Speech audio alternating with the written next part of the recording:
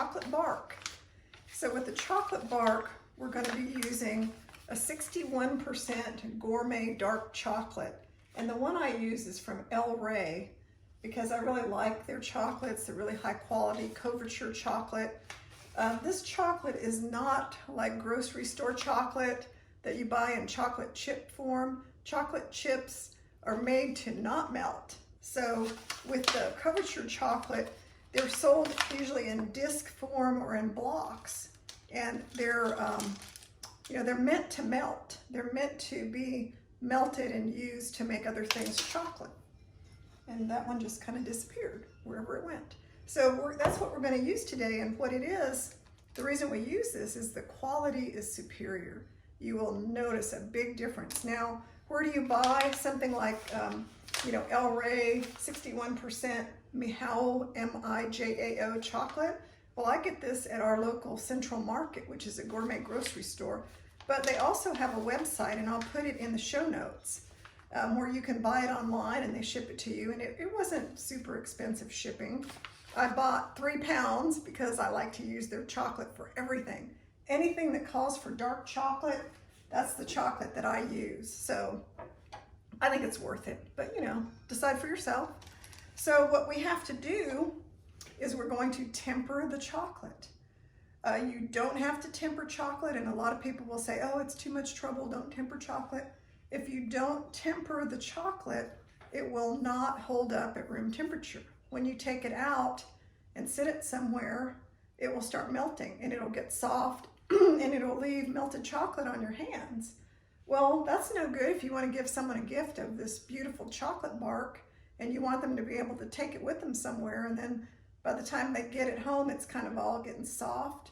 So you want the chocolate to hold up well at room temperature and not to turn any funny colors, and to be able to still have how you can tell if it's a tempered chocolate. You see how this chocolate, when you break it in half, it makes like a crunch sound? That's tempered chocolate.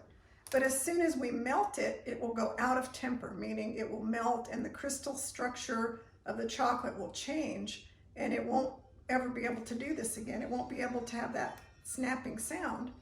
So in order for us to get the snapping sound back and for it to hold up, like this chocolate holds up nicely at room temperature, it doesn't melt.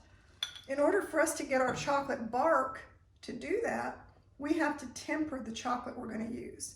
And the way we do it is we have some simmering water, and we put it's barely simmering water. It's only like 1 inch of water in my pan. And we're going to put a big bowl, a clean, dry metal bowl over the simmering water. And then I'm going to put, out of 1 pound of chocolate, I'm going to put 11 ounces in my metal bowl. And I'm going to let it melt. I have a spoon and I have a silicone spatula that I'll probably use so it doesn't make so much noise. But what we'll do is we'll just let it melt really slowly over the simmering water. We're not in any big hurry. We'll let it melt over the simmering water until it reaches a certain temperature. And then when it reaches that temperature, then what we have to do is we have to put some chopped up chocolate into the chocolate that's melted. And these are kind of like, it's the same chocolate, I've just chopped it up kind of finely. And what that does is it's like seeds. This like seeds the chocolate that's melted, and this chocolate is tempered, so it takes it and tempers the rest of the chocolate. And then we won't let it get back up to the melting temperature. We'll get it to a certain temperature, and for dark chocolate, we want to get it to between 88 and 91 degrees. So when the chocolate is at between 88 to 91 degrees, it's ready to use, and then we can make our bark. So this part takes a little while because you can see it starting to melt, and we don't want to get any steam in it. We don't want to let any of the steam from the pan get up here into the chocolate, because water in the form of steam is not going to be good for our chocolate. And we also don't want this chocolate to get too hot, because if we do it over such high heat that the chocolate, I was checking my stove to make sure it wasn't on too high. If we get to the point where the heat is high and it melts it and it starts getting too hot, we'll burn the chocolate. or it will be so hot, take a long time to get it down to the 90 degrees that we're seeking. So for right now, this is all we have to do. And here in a second, we'll come back and we'll start adding the little chopped up pieces of chocolate. And then we'll stir it and we'll try to get it to our 90-degree temperature. All right, all the chocolate is melted and it's at the perfect temperature for what we're going to use it for. Remember, I said we had to make sure we cooled it down so that it was between about 88 and 90 degrees. And it's right at about 90 degrees right now. So that's where we want it to be. If it's too hot, it's not going to set up and it's not going to firm up. If it's too cold, then it's just not going to work out. It's going to cool too fast before we get anything done. So what we're going to do is we're going to take part of it. I'm not going to use all of it at one time, so I'm going to use about half of it. And I'm just going to spread it out on my tray here. And then I can start putting, and I'm just going to put it in kind of a circle. That works fine. I see there's a couple of undissolved pieces in here, but that's all right. Oh, now we don't want it to be too thin. We want to keep it a little thick. And now look, we have all these options for what we can put on it. I'm kind of fascinated with the idea of putting on some of this Rice Krispie cereal. It's kind of brown rice cereal. I just had this idea that that would make a really good kind of a crunch to it. And of course, I always like some kind of nuts, so I'm going to add some chopped pecans. And we're just putting this over the top. We don't have to do anything to press it down. It will work its way in. Pepitas, pumpkin seeds are really good on this. So we'll put some pumpkin seeds on here. I have sunflower seeds. I like all nuts and seeds. How about some almonds? I think almonds would be good. And some of these are chopped and some of them are more whole, but the almonds are chopped a little bit. Let's see, how about some cashews? I love cashews. I left them whole because you can see what they look like. I think it's good to have some where you can actually see the nut. It's a nice contrast than everything being chopped. Okay, so just a few of those. Then we can put some dried fruit on here. So I have some dried oranges. These are so good. I got these at Trader Joe's and they're just little diced pieces of candied orange. How good does that sound? And then we can put some cranberries. You know, Valentine's Day is in 10 days. So what made me want to do this video is that this time of year, I usually think about making something for my husband. I make him some homemade chocolates made by me, and he likes them a lot. So I thought, this is the time of year that people need to know how to do this. These are some dried apricots. All right, I'll just put a few on there. I probably could have chopped them a little smaller. They're a little big.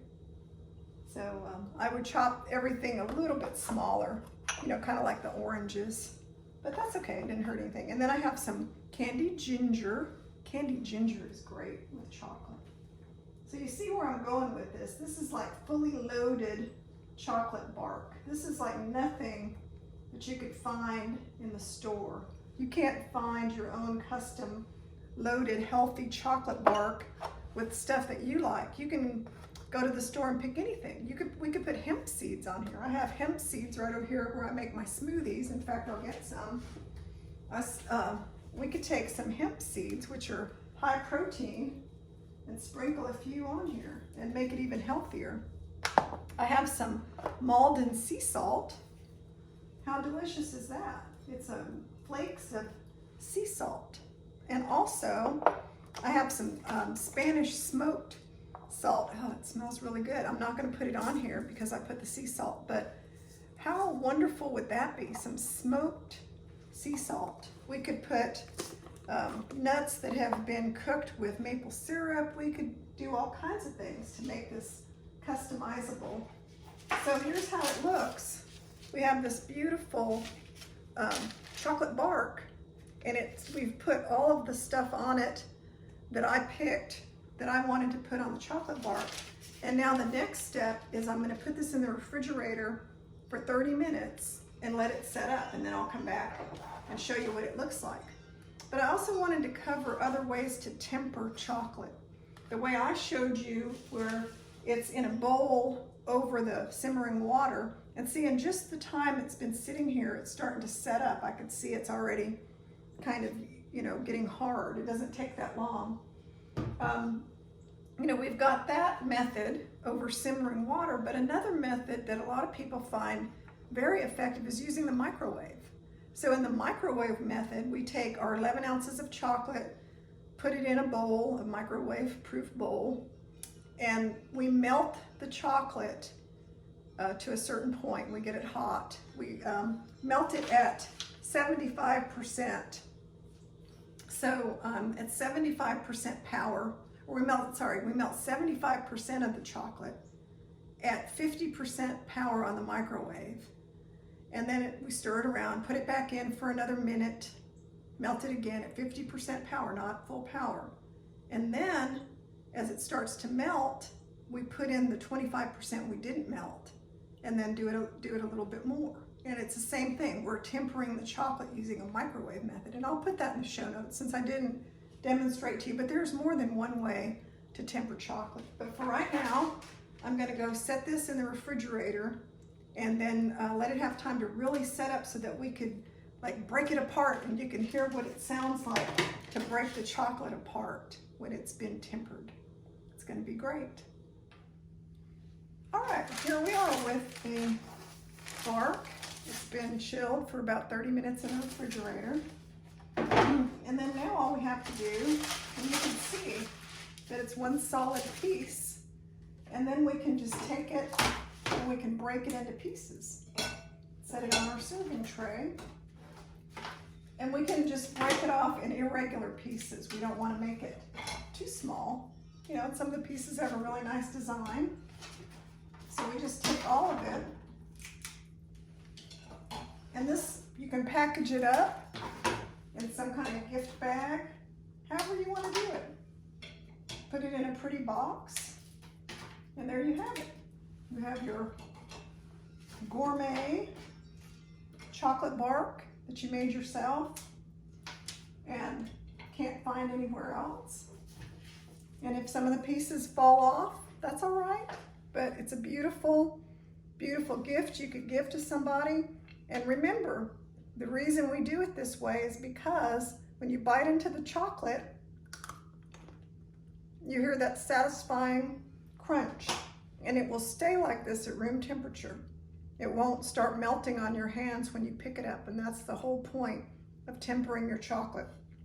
So I hope you make this dark chocolate bark with everything on it, all the toppings, and enjoy it. Give it to your Valentine. Happy Valentine's Day.